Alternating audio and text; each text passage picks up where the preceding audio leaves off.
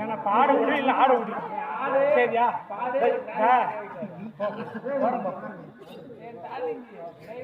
உன் டாலிங்க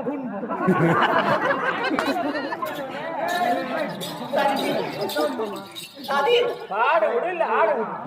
இல்ல ஆட விட்டு ரசி. சரியா? உன் டாலிங்க அந்த ஓரமா கொண்டு போய் ரேப் பண்ணி போ.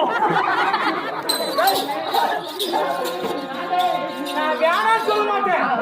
ஒரே ஒரு 150 ரூபா கொடுத்து சீப்பா கிடைக்குது போ.